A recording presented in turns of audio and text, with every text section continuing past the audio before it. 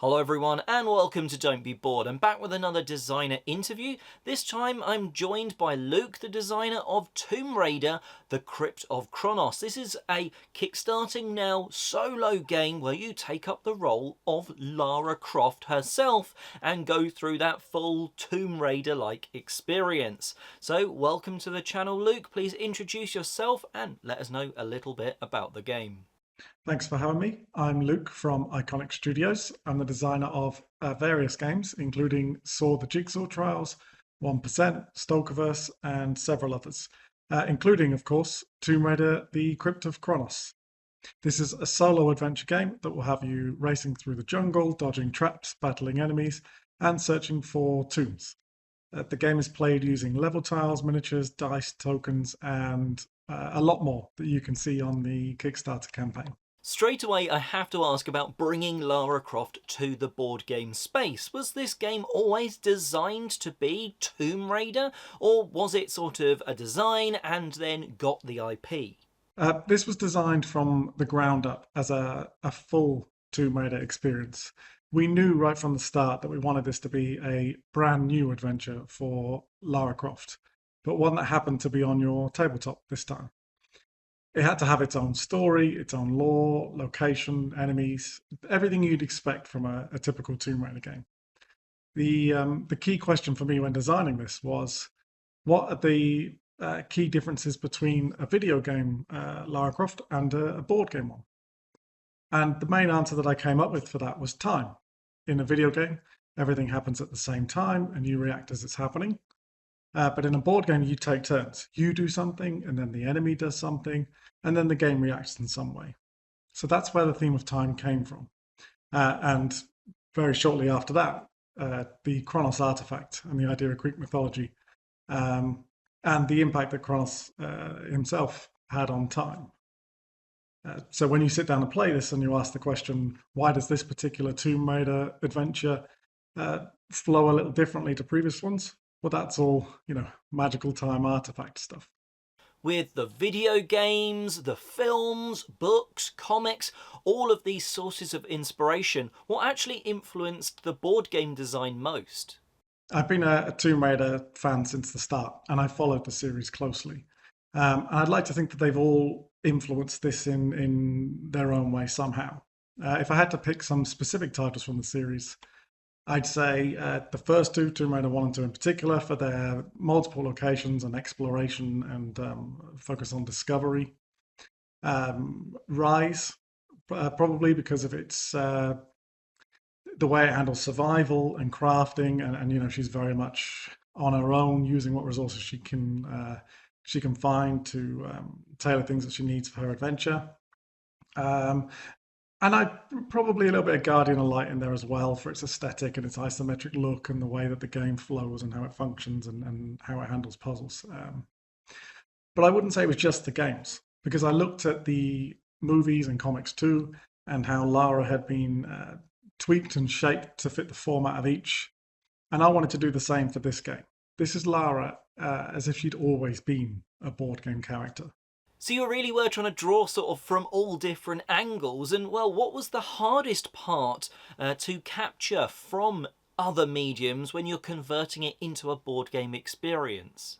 I think probably the movement and traversal in general. In the video games, Lara's movement is fluid and reactive, and it's all done, seamlessly through animation and things. Recreating that sense of motion on a board without making it, fiddly is was challenging. When in the early testing, moving and climbing was two different actions. So if you were on low ground and you wanted to move to high ground, you would have to stop and then use your climb action to get up there. It felt kind of right that these two things should be separate, but in practice it just didn't work. What would happen is you would roll to move, and let's say you could move 10 spaces. You would then use 4 or 5, whatever you need to reach a point of high ground. And you would end up cancelling the rest of your move and switching to a different action to climb up, and then have to switch back and re-perform like a move action to then continue. It slowed things down, it was fiddly, and it just didn't feel right for Tomb Raider. So What ended up happening was I merged these two actions. So you climb up or down in a similar way, except it now costs two move points instead of one. So moving between a low space and a low space is one move, but moving from low to high or high to low is two. So it means that Lara is spending a little bit more time on that action, but it doesn't slow the game and it doesn't feel punishing anymore. It makes navigating the levels much more fluid and engaging, and it keeps a sort of a better flow to uh, navigating around the levels on the island. So the game is listed as 1 plus for the player count, primarily being a solo experience. But how do you get a sort of a second player involved in that co-opness? This is like all the best Tomb Raider games, a solo experience. There are some options in the rulebook for co-op play. We have one called Pass the Controller, which is where one player takes a turn as Lara, and then the enemies will move and react, and then the game reacts, and then the next player will take over the Lara dice, and they'll perform a full turn. There are some more complicated options as well. There's one that involves one player influencing the enemies, one influencing Lara. But no matter which way you play, Lara is alone. Um, that said, almost every play test we've done has been with multiple people. It's very rare that I've actually sat and played completely on my own. We tend to play it together, just making decisions and guiding Lara through and going, okay, what do we think she should do here? How should she react to this situation? That kind of thing. I love that name for the co-op mode, Pass the Controller. That really sort of has a nostalgic twang to it. I absolutely love that. Now, when you were playtesting this, was there sort of a favourite moment or memory that you have from that playtest phase? One of the iconic parts of the Tomb Raider franchise, of course, is puzzles. Um, in the Crypt of Chronos, they come in the form of tombs. So, unlike the other locations in the game, the tombs are focused heavily around how you navigate them. So, you'll be pulling switches and moving through doors and pushing a boulder around to try and collect whatever hidden treasure there is in the tomb. Um, I really wasn't sure how well this had worked. I knew it worked for me, but quite often when you're designing something, you soon discover in playtesting that what works for you doesn't always work for others. And I sat down with somebody, another member of the team, who was trying it for the first time. And just as they reached a tomb, they set it up, and I got to watch them try and work out how you collect the artifact. And shortly after setting it up, they actually said to me, "This is impossible. You've made a mistake here. It can't be done." And I didn't say anything. I just watched them sort of reverse engineer it from the artifact back and go, okay, but if I pull this switch, then this door will change. And then they sort of trailed off as they were thinking it through. And then there was like a moment of genuine excitement where they nailed it, and then they just had to use Lara to do that and collect the artifact. Um, and adjust their plan as they went along, as new enemies were spawning and different things were happening. So yeah, that was really good because that kind of reinforced this idea of, okay, this tomb puzzle system has worked. Capturing the feel of those puzzles in Tomb Raider: The Crypt of Chronos sounds, for, well, want of a better word, Tomb Raidery. Puzzles are such a core element of it. You mentioned earlier this isn't your first game, nor even the first game you've made that has a sort of a known IP to it. What's a tip that you would give to a first time starting out board game designer? I've worked on various things through the years, board games, books, comic books, and more. So I'll give a bit of general creative advice that I think has helped me, which is just do a little bit every day.